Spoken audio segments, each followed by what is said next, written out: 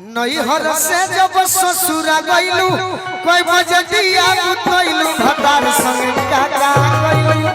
दुख क्या होता है कि जब मैं कोई गाना शुरुआत करता हूँ तो आप लोग बुरा मान जाते हो, पूछते नहीं हो कि इसका मतलब क्या है, इस गाने का अर्थ क्या है।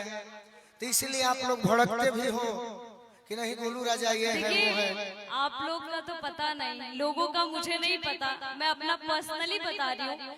मैं इसलिए भड़की थी, मैं आज बता रही हूँ क्योंकि मुझे पता है गोलू राजा क्या है। मेरे साथ आपका अलग रिलेशन है, आपने कभी भी मेरे से उल्टा नहीं बोला, मजाक तक भी नहीं किया है बंदा। तो अगर ऐसा कोई शब्द का उच्चारण करेगा तो मुझे बुरा लगेगा। तो मेरा हक है कि मैं आपको ये बात बोल सकती हूँ, समझा सकती हूँ, मैं ये बात बोल सकती हूँ, इसलिए मैंने बोला। बाकी लोगों को मुझे नहीं पता कि लोगों को आप क्या बोलते हैं, क्या करते हैं, मुझे क्या मतलब है लोगों से। ये भी बात सही है। चलो अब कुछ अगर आई हो, खड़ी हो गई हो, तो जो आपके मन में हो कहो ना। हाँ जी 8000 में टाइप के होके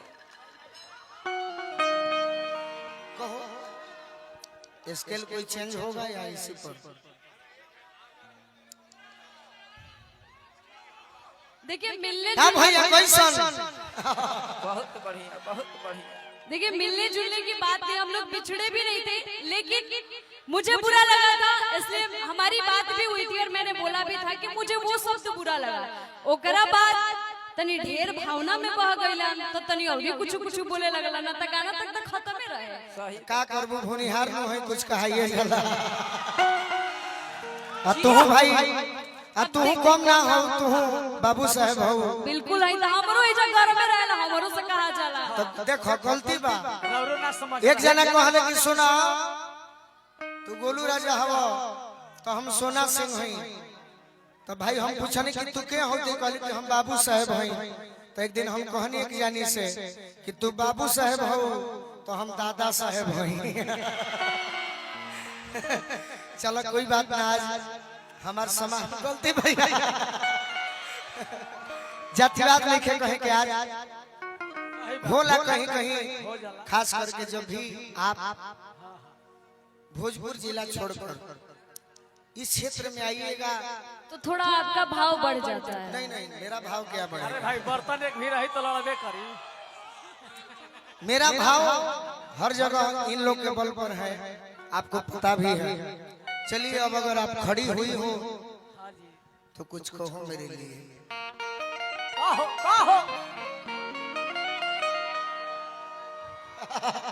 तनी जोर से हाला को दलो। बस मगध के धरती मगध। आखिर फसाइए देना लोग गोलू राजा ना भी कही थी तो दिक्कत बा। सही के और वो बेचारी का करो, वो आके फसल भी है हाँ जी कि कितना देरी वो अकेले गाओ, हम अकेले गाएं ना भी गाओ। इतना तो कैपेसिटी है कि हम दोनों अकेले अकेले गा सकते हैं, लेकिन आप लोग बोल रहे हैं, मजबूर कर रहे हैं, तो हम दोनों मजबूर है ना, तो नहीं करे हमारे साथ गावे के शौक बा ना हमारे बा। अच्छा चलो, खाली हमारे जोरे गावे के शौक नहीं खेलो। नहीं मैंने क्या बोला, ना आपको है ना मुझे, हम खाली दोनों हमारा जोरे लो। खाली मैंने केकरा जोड़े देख ले ला, तू बोला तड़ा। अच्छा यो गलती है, बोला सॉरी। इट्स ओके। कि छोड़ गावन हरे में हरे। बाकी जब खड़ा भइल बड़ी तो तनी मनी डांटो। सही बात। कोनो भी गाना शुरू करी हो तो गीत में एक्टिंग जरूर चाहिए। कि मान लो कि जब खड़ा भइल बनी जा तो गायक गायिका तो बड़े बनी जा, हाँ जी लेकिन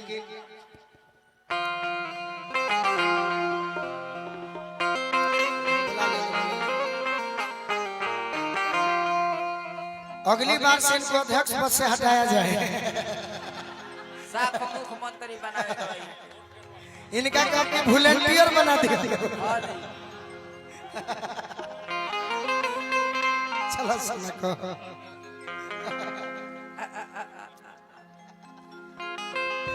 कि छोड़ गावन हरे में हरे।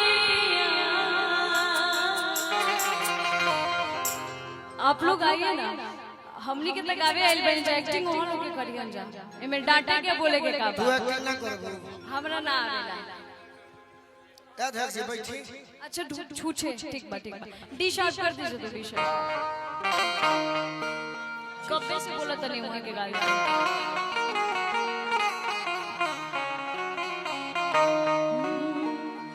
कि छूछे जने घूंघटा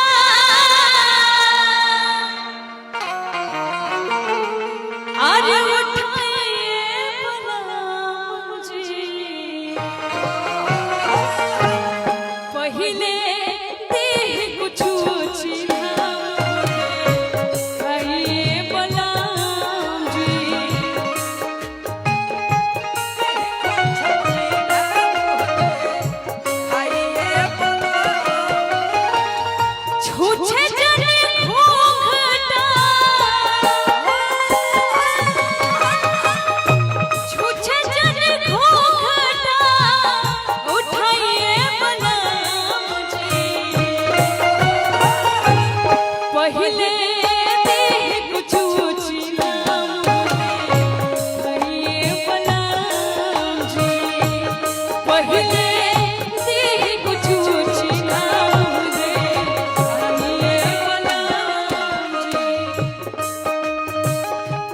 होई जाला जिंदगी बेकार हो दिलवा टूटले पचदानी अरे होई जाला जिंदगी बेकार हो दिलवा टूटले पचदानी दिलवा टूटले पचदानी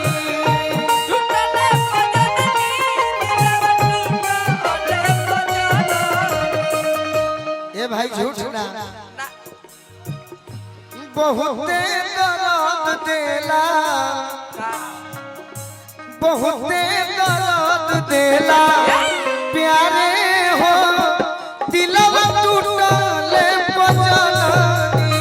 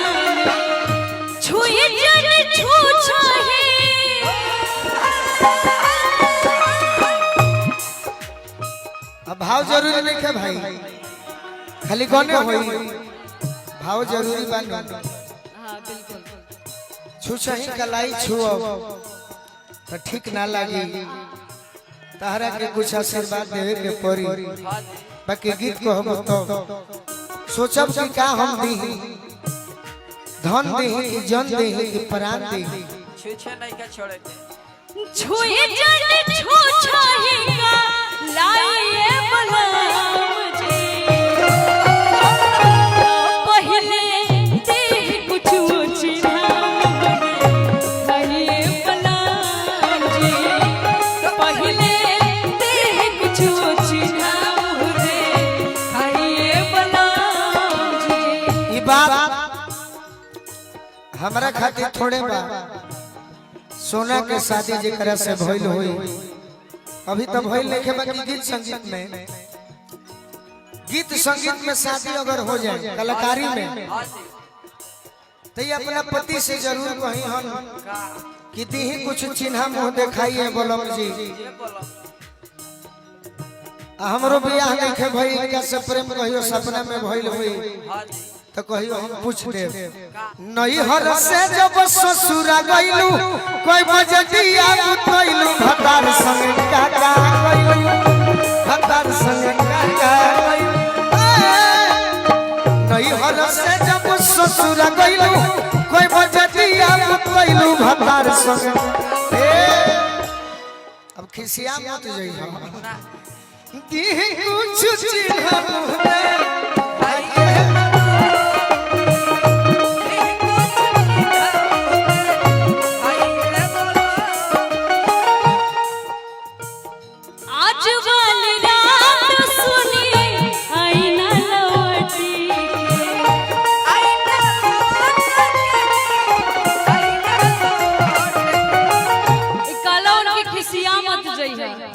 खिसियाए वाला कामे काहे के करे के बा इहो तो तू गा सकत रहा मिलो न तुम तो हम घबराए मिलो तुम चुराए हमें क्या हो गया है हमें क्या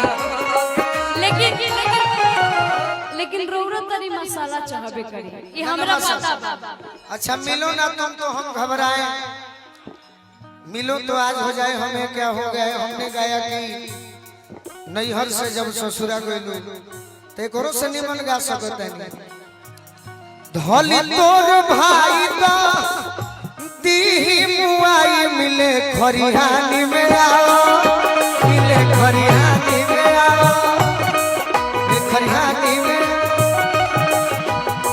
बहुत गीत बा अब प्रेम मत तुम्हारा लोग भाई सोना के आज ये गांव में आशीर्वाद लो हमारे के बड़ी आशीर्वाद दिले बानी सब है और सोना बहुत अच्छा कलाकार भाई और कितना सुंदर गीत गौले बड़ी ताली बजा के सब लोग आशीर्वाद दी आवाज के इनका दी कुछ